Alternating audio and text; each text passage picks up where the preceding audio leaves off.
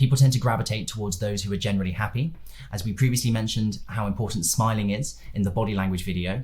Outside of that, there's quite a bit more that goes into appearing enthusiastic than just smiling. If you're interviewing two candidates and one is cheerful throughout the process, looking like they're happy to be there, and another is more subdued, not quite unhappy, but not quite giving off a friendly vibe either, the happy candidate is clearly giving off the better impression. Importantly, the enthusiasm needs to come across genuine, so forced smiles and laughs when done poorly can come across almost as bad as a monotone, disinterested voice.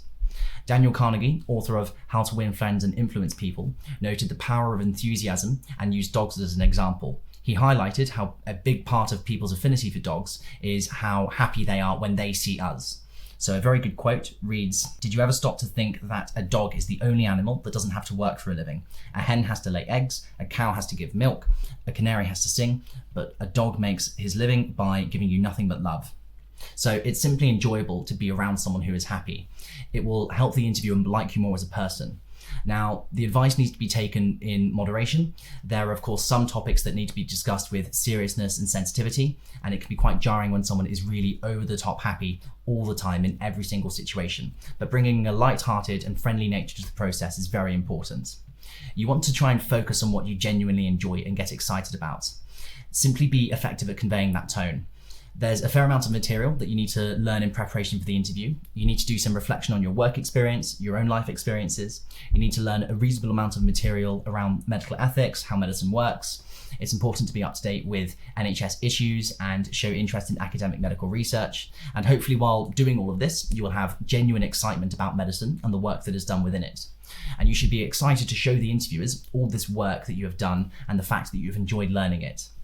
And similar to just smiling, if you have to fake it, do. Another Daniel Carnegie quote, "If you want to be enthusiastic, be enthusiastic." Similar to confidence, verbal pauses, eye contact, any other interview technique that we've mentioned throughout the course, if you initially find it difficult to convey the enthusiastic impression that we want you to, then you're going to have to force yourself.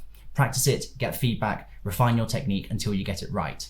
You want to get as much feedback from as wide a range of mock interviewers as possible, giving you honest feedback on whether they think that you're coming across with enthusiasm, warmth, and appearing not forced or uncomfortable. If you really struggle to improve that enthusiastic tone in between practices, one thing that you can do is do a quick Google search for enthusiastic public speakers and have a look at their body language and listen to their tone. And you'll see that they're very liberal with their smiles, very varied tone, and you want to try and use that in your own body language and tone of voice. Once you've done that, you can record yourself while speaking, have a look at how your body language and how your tone is coming across, and you want to keep practicing, keep getting the feedback until the videos that you have and the feedback that you're getting could not possibly be misinterpreted as uninterested or unenthusiastic.